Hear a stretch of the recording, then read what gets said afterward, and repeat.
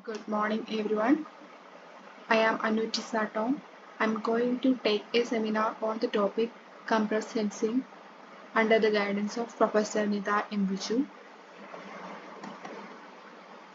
The content of my presentation are introduction, history, principle, diagram, mathematical formulation, working, restricted isometry property, signal reconstruction algorithms, greedy algorithm, applications, advantages, challenges, future scope, conclusion, and reference. Let's move into the introduction. Sampling refers to the process of converting a continuous time signal into discrete time signal. According to Nyquist-Shannon sampling theorem, a continuous signal can be accurately represented in its digital form if the sampling rate is at least twice the maximum frequency present in the original analog signal. So, this minimum sampling rate is known as a Nyquist rate. Compressed sensing is a signal processing technique that can beat Nyquist-Shannon theorem. Compressive sensing allows the reconstruction of sparse or compressible signals from a significantly reduced set of measurements or samples.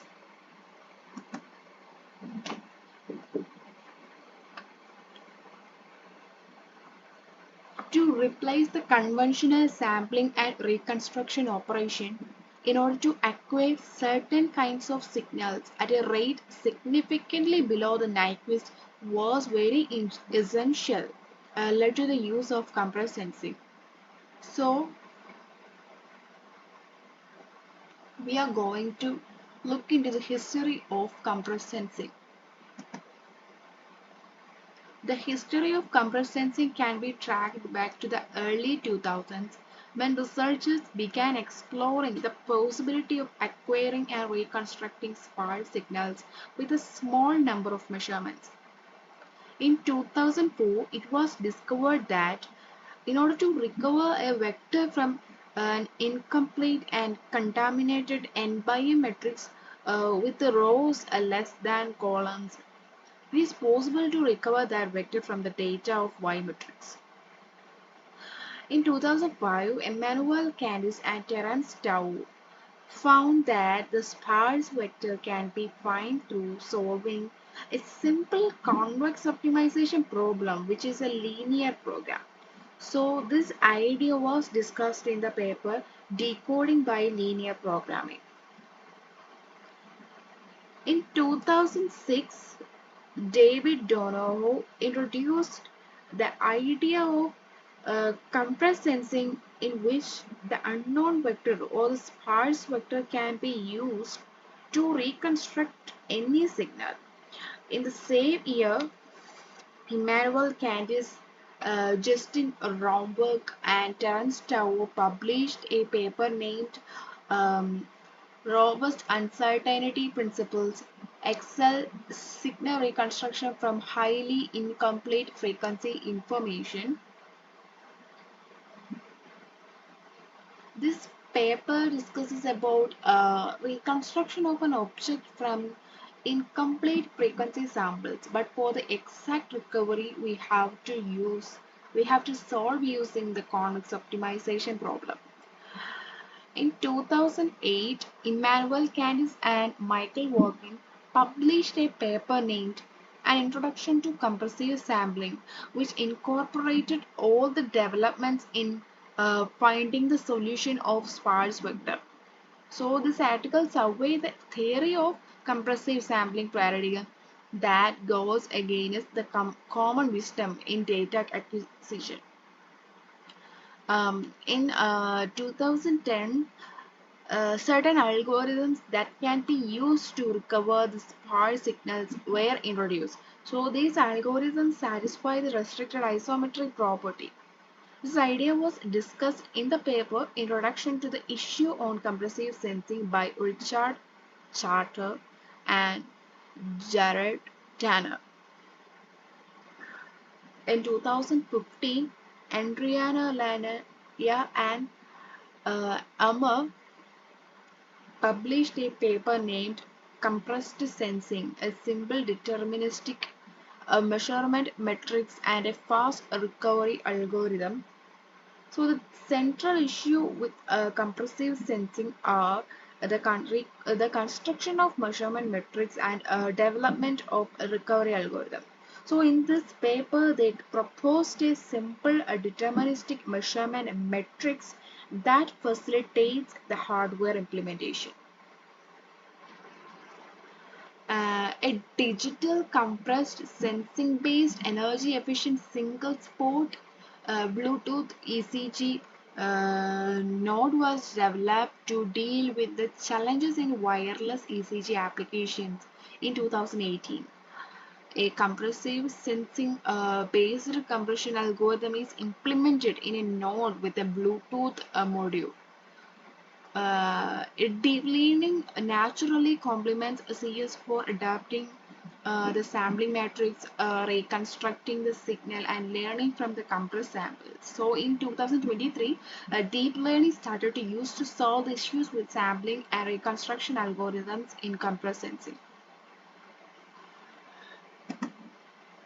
Next, we are going to look into the major principles in compressed sensing. First one is sparsity.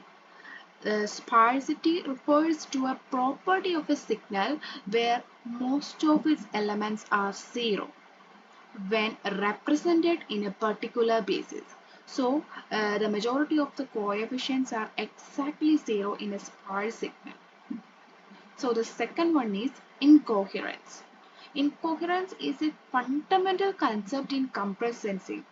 It refers to the lack of correlation or similarity between different bases or representations. So, in the context of compressed sensing, incoherence is often used to describe the relationship between the sparse signal and measurement metrics. So in this slide, this is the matrix representation or the pixel representation of compressed sensing. Here Y is the measurement matrix and it consists of some data from the original signal, and the phi is the another matrix that should be multiplied with the sparse vector to obtain the measurement matrix. So here the sparse vector is represented as X. So let's move into the next slide. Mathematical formulation. So let's consider the system of equation x equal to psi into s. So here the x is the high resolution image and psi is the Fourier basis. We can use any basis. Here we are considering the Fourier basis. So the s is the sparse vector. So in order to find the unknown sparse vector, we use the following equation, which is y is equal to psi into x. So this equation is represented in figure 5. For here y is equal to phi into psi into x, and this y is the measurement matrix and phi is the stable measurement matrix. So phi represent which pixels are we measuring, or the incoherent matrix. It should be orthonormal with the psi into s matrix.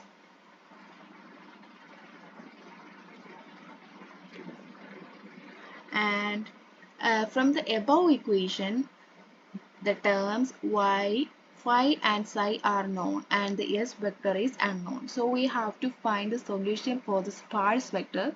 So we are going to solve the system of equation to find the solutions for the sparse vector.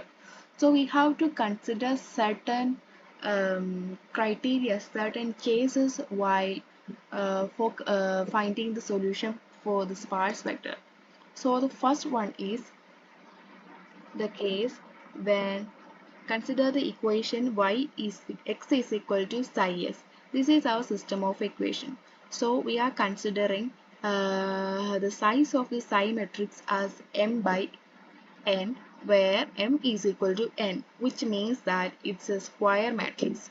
So the number of columns, the first case is when the number of columns and the number of rows are equal.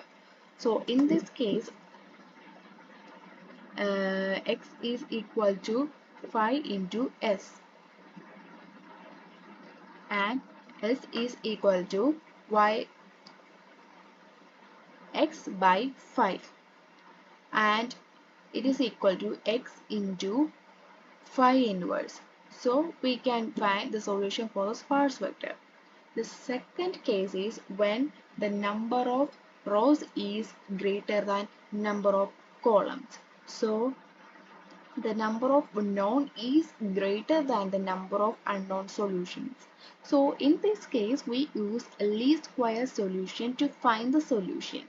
We have the equation x equal to 5 into s. So we are considering the error is minimum, which means that x minus 5s is equal to 0. For the error to be minimum, we consider the equation. This is a standard equation. Error is equal to minimum of x minus 5s. From this condition, solution for the sparse vector is s is equal to psi transpose into psi or inverse into psi, and this is called pseudo inverse. And when it comes to the third case, it is when the number of rows is less than the number of columns, which means that when m is less than n. This condition is called underdetermined system. In this case, a sparse vector S will have infinitely many solutions. So out of this infinitely many solutions, we have to find the correct solution.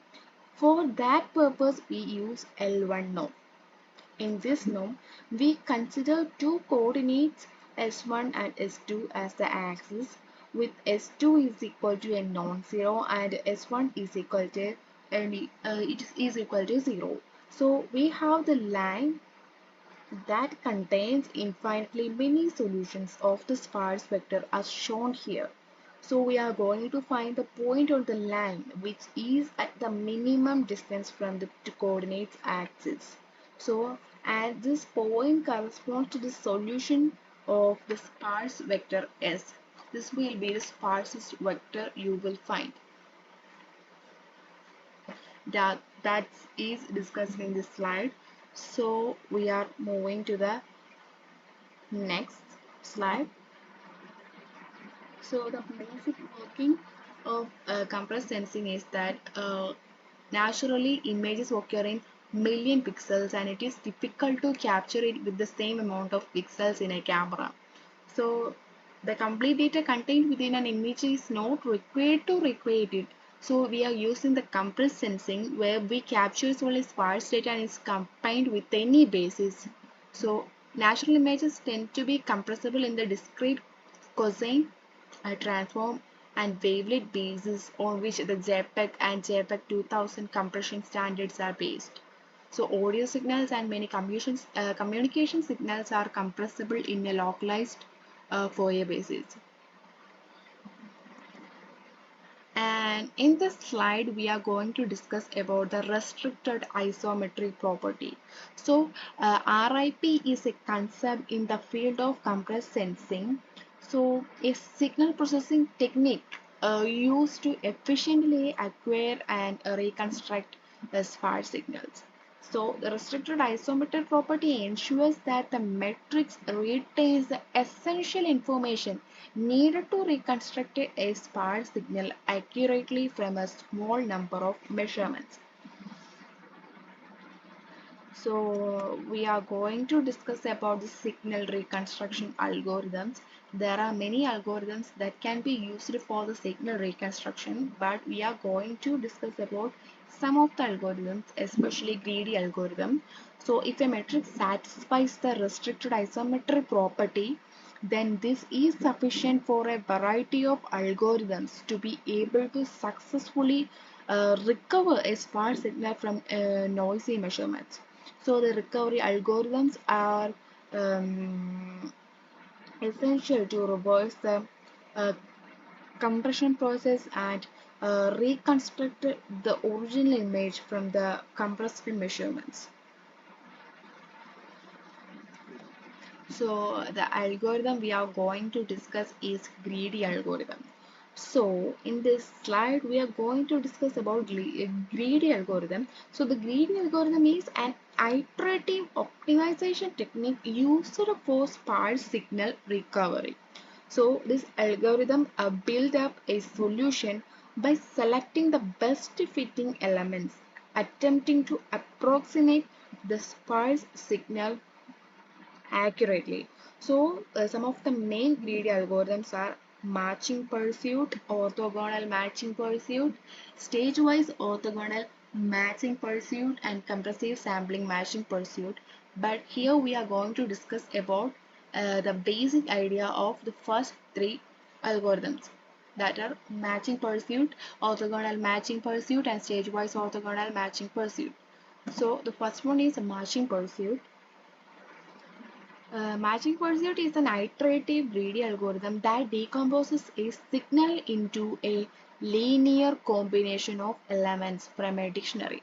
So the matching pursuit is used for sparse signal representation and reconstruction, and this provides a way to represent and reconstruct um, such signals accurately while reducing the number of measurements needed for reconstruction, which can be used in signal processing, image compression, and data analysis.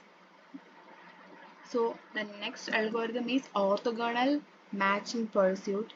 So this algorithm is an extension of matching pursuit algorithms used for sparse signal recovery. So particularly in compressed sensing applications. Orthogonal matching pursuit addresses some limitations of a basic matching pursuit. So especially ensuring a more accurate and efficient selection of atoms from a dictionary to represent a sparse signal. So in orthogonal matching pursuit, selected atoms remain orthogonal with the previously selected atoms. So this helps in the prevention of reselection of the same atom and improves the accuracy of approximation. So next one is the stage-wise orthonormal matching pursuit. So orthonormal matching pursuit is ineffective when the signal is not very sparse as the computation increases quadratically with the number of non-zero scale. So in this setting, stage-wise orthonormal matching pursuit is a better choice for approximately sparse signals in a large-scale setting. So unlike orthonormal matching pursuit, the number of iterations in stage-wise orthonormal matching pursuit is fixed and it has a moderate memory requirements compared to orthonormal matching pursuit. Next, we are going to look into the applications of compressed sensing. So the first application is in medical imaging. We use it in MRI and electroencephalography. So we will be discussing about this in the upcoming slides. So the next application is in image and video compression. So images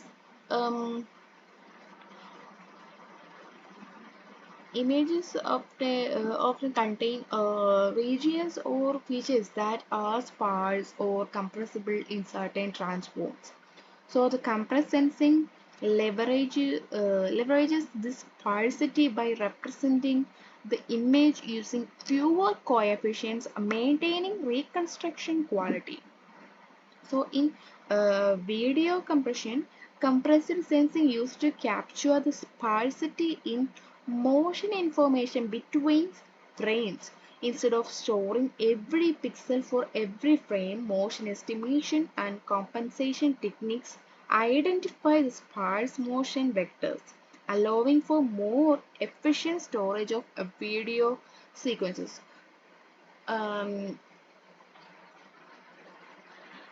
And the next one is, as we mentioned earlier, it can be used for sparse signal recovery. And the third point is communication. When it comes to communication, it is used in wireless sensor networks. So which will be discussed in the upcoming slides. So the compressive sensing allow cognitive radios to sense and identify unused or underutilized frequency bands efficiently. So compressed sensing is also used for channel estimation for wireless communication systems. So this technique can be used for optimizing antenna array design and beamforming processes. When it comes to the radar and sonar system, compressed sensing allows for sparse or compressible signals to be captured with significantly fewer samples. So this will reduce the power consumption. So compressed sensing enables adaptive strategies where radar and sonar system can dynamically adjust their sampling patterns based on the scene or the target characteristics. So this adaptive approach optimizes sensing efficiency while maintaining reconstruction quality. So compressed sensing based reconstruction algorithm reconstruct high resolution radar or sonar images from the sparse or undersampled data. So in multi-static radar systems, the compressed sensing facilitates efficient data fusion and reconstruction in multi-static radar systems, where multiple radar nodes collect scattered signals from targets in underwater applications. Sonar systems benefit from CS techniques, which means CS means compressed sensing techniques.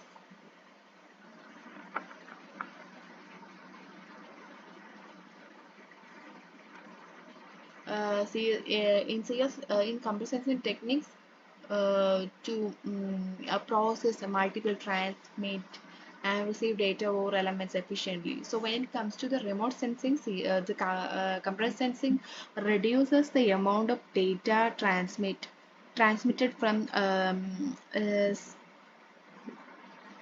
satellites by capturing key information from sparse measurements, enhancing the efficiency of remote sensing missions. So we are going to discuss about compressive medical imaging more detail. So first of all, let's discuss about the magnetic resonance imaging, MRI. So magnetic resonance imaging is a process in which it works on the protons in the water molecules in the human body. So they align themselves in a magnetic field. So we assume that the object to be imaged as a collection of voxels. So the MRI's magnetic pulse are sent incrementally along a gradient leading to a different phase and frequency encoding for each column and row of voxels respectively. If the traditional MRI scans capture a large amount of data to create detailed images of the body. So this process involves taking multiple measurements from the patient, each representing a tiny piece of the overall image. However, acquiring all these measurements can be time consuming and may lead to discomfort for the patient, especially if they need to stay still inside. So the MRI machines for an extended period. So that's where the compressed sensing is used. So next one is in electroencephalography. So electroencephalography is basically a method to characterize the brain functions by measuring a scalp electric potential distributions and magnetic fields due to neuronal firing. So this method helps in estimating the current sources inside the brain by solving an inverse problem. Next one is hyperspectral imaging. So this is about a three-dimensional data cube that has two spatial dimensions x and y and one spectral dimension lambda. So Hyperspectral imaging can be represented as a stacking of intensities of the seen at a different wavelength. So data cubes are highly dimensional, and so in simple terms, data cube is a 3D function of x, y, and lambda that can be represented as a stacking of intensities of the scene at different wavelengths. So next we are going to discuss about the advantages of compressed sensing. So the main advantage is that reduced sampling requirements. Compressed sensing allows signal to be accurately reconstructed from a small number of measurements, reducing the data acquisition or sampling requirements significantly. Second one is efficient data transmission. In applications like wireless communications, compressed sensing enables efficient transmission of sparse signals over bandwidth limited channels, so leading to improved data transfer rate. Next one is energy efficiency. So compressed sensing can reduce energy consumption in sensor networks by minimizing the amount of data that we need to be transmitted, so prolonging the lifetime of battery powered devices. And the fourth point is improved imaging speed. In medical imaging, compressed sensing technique enable faster scans, reducing the time patients spend inside imaging devices like MRI machines. And the fifth one is power signal recovery. Compressed sensing allows for the recovery of meaningful information from sparse or compressible signals even in the presence of noise, making it valuable in various sensing applications. And the last one is a sparse representation. Compressed sensing promotes sparse representation of signals, which can lead to better understanding and interpretation of data in certain applications. As we discussed earlier, there are some disadvantages for compressed sensing. First one is its complexity in computation, and the second one is the need for incoherent metrics. Incoherent measurement is very essential when it comes to compressed sensing. Otherwise, we can't reconstruct any data from the sparse vector because there will be a chance for losing of the majority of the information. So in order to get all the information, we have to consider the incoherent measurement. So the third one is limited applicability to non-sparse signals. Compressed sensing is most effective for sparse or compressible signals. For signals that are not sparse, the benefits of compressed sensing may not be as significant, limiting its applicability in certain scenarios. And the fourth point is sensitivity to measurement noise. So the compressed sensing algorithms are sensitive to measurement noise. So noisy measurements can degrade the quality of the reconstructed signal, necessitating the development of robust algorithms to handle noisy environments. And the fifth one is theoretical assumptions. So compressed sensing basically relies on assumptions like sparsity and incoherence. So deviations from these assumptions in real-world scenarios can impact the accuracy of the signal recovery. And the last point is hardware requirements. So implementing compressed sensing in hardware may require specialized sensors and ATC converters to capture measurements directly in certain sparse representations, which can increase cost and complexity. On moving to the challenges, first challenge is the complexity when it comes to the computation. So the next challenge is the designing of measurement metrics is kind of complex. Third challenge is the sparse signal assumption. And the last one is noise sensitivity. So compressed sensing algorithms are sensitive to measurement noise. So noise in the measurements can significantly impact the accuracy of signal recovery. So robust techniques are required to handle noisy or corrupted measurements effectively. So let's move into the future scope of compressed sensing. So the future scopes are adaptive and online compressed sensing, structured and non-Gaussian measurements, deep learning and compressed sensing. So compressed sensing in machine learning, compressed sensing in image modalities, compressed sensing, privacy preserving compressed sensing, and a non-uniform sampling patterns. So, compressed sensing stands as a revolutionary paradigm in signal processing and data acquisition. So, its ability to capture sparse or compressible signals with a significantly reduced number of measurements has transformed various fields from medical imaging and telecommunications to environmental monitoring and beyond. So, by exploiting the inherent sparsity of real world data, computer sensing has enabled more efficient data acquisition, reduced transmission costs, and accelerated imaging process.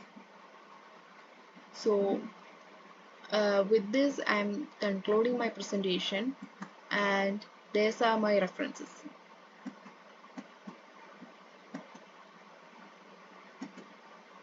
Thank you.